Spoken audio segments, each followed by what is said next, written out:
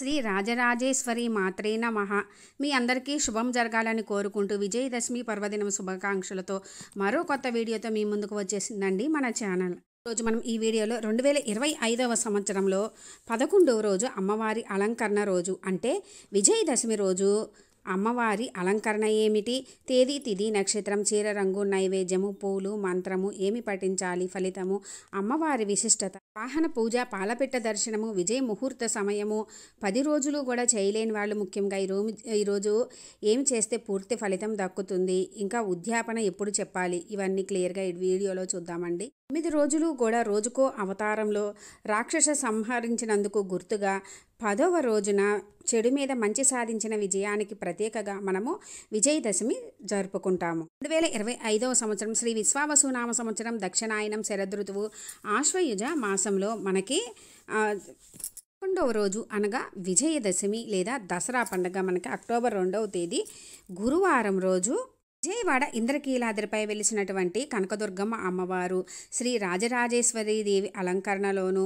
శ్రీశైలంలోని భ్రమరాంబిక అమ్మవారు నిజరూప దర్శనంలో అంటే భ్రమరాంబిక దేవి అలంకరణలో భక్తులకు దర్శనమిస్తారు. సృష్టి స్థితి లయకారులైనటువంటి త్రిమూర్తులైన బ్రహ్మ, విష్ణు, మహేశ్వర్లను తన ఆధీనం చేసుకుంటూ షోడశాక్షరి మంత్రానికి అధిష్టాన దేవతగా శ్రీచక్రానికి నీరాజనాలు అందుకునే దేవతే శ్రీ రాజరాజేశ్వరి అమ్మవారు శాంత స్వరూపంతో చిరుమందహాసంతో దర్శనమిస్తారు. చెడు మీద మంచి సాధించిన విజయానికి ప్రత్యేకగా 9 అలంకరణలో పూజలు అందుకున్నటువంటి అమ్మవారు 10వ రోజు విజయానికి ప్రతీకగా శ్రీ రాజరాజేశ్వరి అలంకరణలో మనకి అమ్మవారు దర్శనమిస్తారు. మహిషాసురునిపై దుర్గాదేవి అమ్మవారు సాధించిన విజయాన్ని గుర్తు చేస్తుంది. మనకి రావణుడిపై రావణుడు విజయాన్ని సాధించిన దానికి గుర్తుగా ఈరోజే జరిగిందని అందుకని రావణాసురుని విగ్రహాన్ని కాలుస్తారన్నమాట.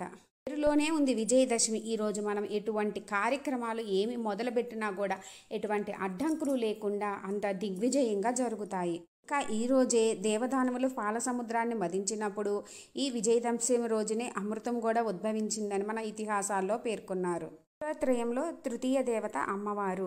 ఈ రోజున శ్రీ రాజరాజేశ్వరి అమ్మవారిని ప్రసన్నం చేసుకోవడానికి కుంకుమార్చనలు, సువాసిని పూజలు, శ్రీచక్రార్చనలు, కుంకుమ పూజలు, వాహనాలకు, వ్యవసాయ పనిముట్లకు పసుపు కుంకుమలు పెట్టి పూలమాలలో అలంకరించి పూజలు చేసుకోవడం, పాలపిట్ట దర్శనం, శమీ వృక్ష పూజ ఇవన్నీ కూడా మనము ఈ దసరా పండుగ రోజు చేస్తారు.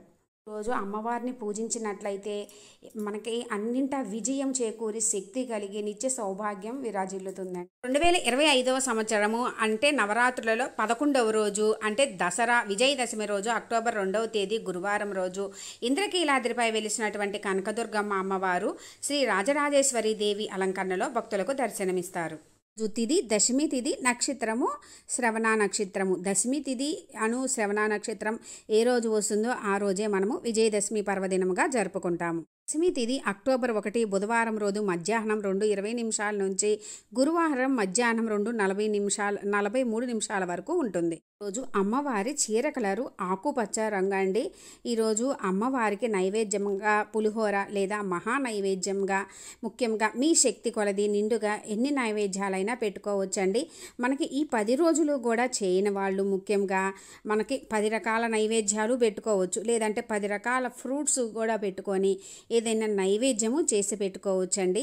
అలా చేసుకున్న మళ్ళీ మనకి ఈ 10 రోజులు అష్టోత్తరాలన్నీ కూడా ఈరోజు చదువుకుంటూ అమ్మవారికి కుంకుమ పూజ చేసుకున్నా కూడా మనకి ఈ నవరాత్రులు చేసిన విశేష ఫలితం దక్కుతుంది.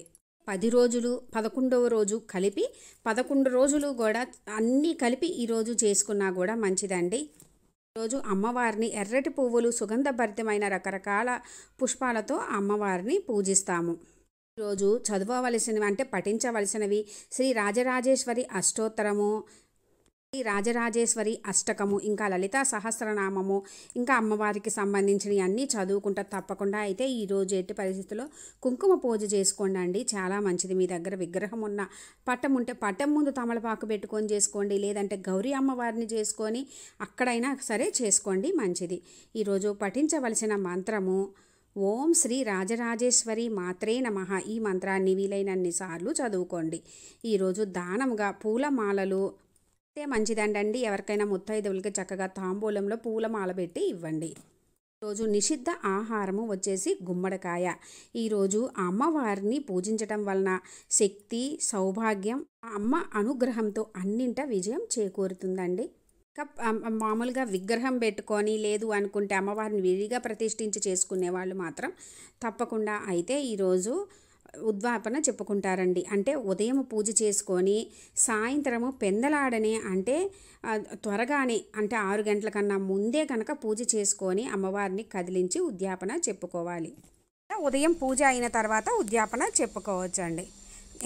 మళ్ళీ మనకి తర్వాత రోజు శుక్రవారం ఎట్టి పరిస్థితుల్లో కూడా కదిలించకూడదు. మామూలుగా ప్రతినిత్యం పూజ చేసుకొని కలశము ఆకాండము విడిగా ప్రతిష్ఠించుకోవడం లేని వాళ్ళు మామూలుగా యథావిధిగా రోజు పూజ చేసుకుంటాము. రోజు శమి వృక్ష పూజ చేసుకోవడానికి సాయంత్రము 4:18 నిమిషాల నుంచి 7:24 నిమిషాల లోపల మంచిదండి. శమి వృక్ష పూజ చేసుకుంటూ ఈ మంత్రాన్ని పైన స్క్రోల్ అవుతుంది కదండి, ఆ మంత్రాన్ని చదువుకోవాలి. లేదా మనం సాయంత్రం పూజలో అయినా సరే ఈ మంత్రాన్ని చదువుకోండి. ప్రతి ఆలయంలో కూడా సాయంత్రం శమి వృక్ష పూజ జరుగుతుంది, అందులో పాల్గొనండి. మనకి విజయదశమి అంటేనే పేరులోనే ఉందండి విజయాన్ని చేకూర్చేది అని.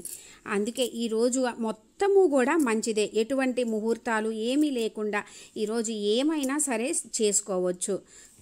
పోతే విజయదశమి రోజు విజయ ముహూర్త సమయం అని ఒక సమయం ఉంటుంది, అది చాలా పవర్ఫుల్ అండి. ఆ సమయం వచ్చేసి 1:56 నిమిషాల నుంచి 2:30 నిమిషాల వరకు అండి మధ్యాహ్నము. ఈ సమయము చాలా విజయ ముహూర్త సమయము. రోజు వాహన పూజలు చేపించుకుంటారండి. ఎందుకంటే ఆ అమ్మ అనుగ్రహంతో వాహనాలను నడిపి వెళ్ళేటప్పుడు ఎటువంటి అడ్డంకులు లేకుండా ఆ అమ్మ అనుగ్రహం కోసం ఈరోజు వాహన పూజలు చేపించుకుంటారు. రోజు పాలపిట్ట దర్శనం అదృష్టంగా భావిస్తారు. అందుకే ఏ టైంలో కుదిరితే ఆ టైంలో చక్కగా పాలపిట్ట దర్శనం చేసుకోండి. ఇంకా ఈరోజు పూజ చేసుకునేటప్పుడు పుస్తకాలు అవి పూజ దగ్గర పెట్టుకొని చేసుకోండి, మంచిది పిల్లలు ఉన్న వాళ్ళైతే. ఈరోజు అమ్మవారి విగ్రహాలు కానీ ఫోటోలు కానీ అమ్మవారి ఏ అమ్మవార్లు ఉన్నా పెట్టుకోండి. ఎంతమంది అమ్మవారి ఫోటోలు ఉన్నా అన్ని అమ్మవార్లు ఫోటోలు పెట్టుకొని చేసుకోండి. రాజరాజేశ్వరి అమ్మవారు, కనకదుర్గమ్మ అమ్మవారు ఫోటోలు ఉంటే పెట్టుకోండి. లేదా ఆ ఫోటోలు లేని వాళ్ళు ఇంట్లో ఏ అమ్మవారి ఫోటోలు ఉన్నాయి చక్కగా నేను పెట్టుకున్నాను కదండి, అట్లా అందరు అమ్మవారిది పెట్టుకొని చక్కగా రోజు అపరాజితాదేవి పూజ చేస్తారండి. ఆ అమ్మవారిని అపరాజితాదేవి స్వరూపంగా కూడా ఆరాధిస్తారు. రాజరాజేశ్వరి అమ్మవారు అంటేనే భువన బ్రహ్మాండాలకు ఆరాధ్య దేవత. వచ్చింది కదా ఫ్రెండ్స్, విజయదశమి రోజు అంటే 11వ రోజు నవరాత్రులలో 11వ రోజు అమ్మవారి అలంకరణ గురించి మీకు ఇంకా ఏమైనా డౌట్స్ ఉంటే కామెంట్ సెక్షన్లో అడగండి ఫ్రెండ్స్, రిప్లై ఇస్తాను.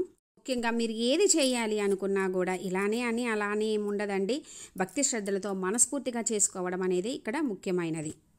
ఇంట్లో చేసుకున్న నైవేద్యాలు పెట్టవచ్చండి. ఇప్పుడు 11 రోజులకి అనుకుంటే చక్కగా 11 రకాల ఫ్రూట్స్ పెట్టుకోండి. లేదా అనుకుంటే కొంచెం ఏదైనా ప్రసాదాలు 11 రకాలు పెట్టుకోండి. మీకు తోచింది భక్తి శ్రద్ధగా ఏదైనా చేసుకొని ఆ అమ్మ అనుగ్రహాన్ని పొందండి ఫ్రెండ్స్. వరాల జల్లులు కురిపించేటటువంటి దేవి నవరాత్రులలో అమ్మవారిని భక్తి శ్రద్ధలతో మనస్ఫూర్తిగా పూజించుకొని ఆ అమ్మ అనుగ్రహంతో మీకు అన్నింటా విజయం చేకూరాలని కోరుకుంటున్నాను ఫ్రెండ్స్. Thanks for watching.